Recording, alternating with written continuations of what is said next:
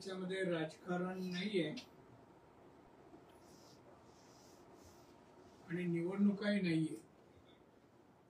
पहिलं म्हणजे आपल्याला सांगायला आनंद होतोय, सिंधुदुर्ग जिल्ह्यात 11 मे रोजी मी गोवर्धन गोशाळा सुरू करतोय। त्याचं उद्घाटन माननीय राज्याचे मुख्यमंत्री श्री देवेंद्र फडणवीस यांच्या हस्ते 11:30 वाजता करणार आहे। त्यांनी आमंत्रण स्वीकारलं आणि येणारही आहे। आपल्या सर्वांनाही आमंत्रण आजच देतो। 11ला जरी उद्घाटन ठेवलेलं असलं तर आपल्या सर्वांना 8 तारीखला पत्रकारांनी 12 वाजता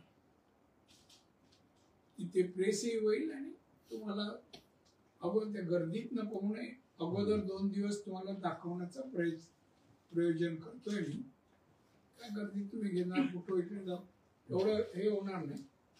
तर त्यामुळे 8 तारीखला आपण 12च्या सुमारास तिथे भेटू, जेवण करून मग हे गोशाळेचं झालं। गोशाळेबद्दल तुम्ही 8 नंतर जे पाहाल एक वेगळी गोशाळा आहे।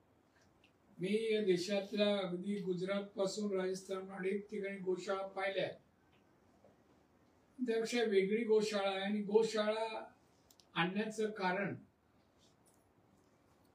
आपल्या धर्मात, हिंदू धर्मात गाय पवित्र मानली जाते, गोमाता म्हणतो आपण, आणि गाय म्हणजे समृद्धी असं बरेच लोक आपण हिंदू जैन हे असं समजतात। अशी गाय आपण जिल्ह्यातल्या लोकांनी ठेवावी, पाळावी, तिची सेवा द्यावी, करावी, म्हणजे समृद्धीचा मार्ग या जिल्ह्याचा आपल्या दिशेने येईल।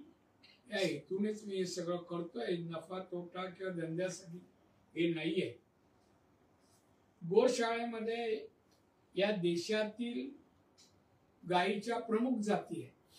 गीर गाई पासून अनेक जाती आहेत। या दूध अगदी 20, 22 लिटर, 18 लिटर असं देणाऱ्या गायी आहेत।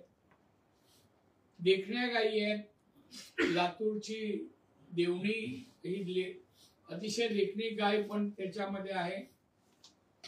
गायी 80% आलेल्या आहेत, जवळपास आता गिरगाई 80च्या जवळपास आल्या, अजून 20 येतील। आणि अशा विविध गायी त्या ठिकाणी ठेवल्या।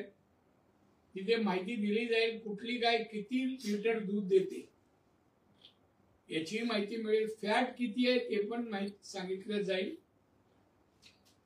आणि एकंदर तुम्हाला माहिती आहे आज गीर गायीच्या तुपाला 10,000 रुपये 1 किलोचा भाव आहे। 1 किलोचा भाव हे का सांगतोय, इथल्या लोकांनी गाय पाळावी, दुधाचा व्यवसाय करावा, दुधापासून जे पदार्थ आहेत त्याला मागणी राज्यात, देशात आणि परराज्यात एक्सपोर्टही चांगल्या प्रकारे होईल। अशा प्रकारे या व्यवसायाकडे आपल्या लोकांनी वळावं। ग्रामीण भागामध्ये ग्रामीण अर्थव्यवस्था पाहिजे, आपण अनेक वर्ष प्रयत्न करतोय, पाहिजे तशी वाढत नाहीये। तर उद्या गाय पाळल्या, तुम्ही म्हणा पाळल्यानंतर दूध काय, दूध संकलनाची पण मी व्यवस्था करेन, दुधाचे पैसे ताबडतोब देण्याचा पण प्रयत्न करू।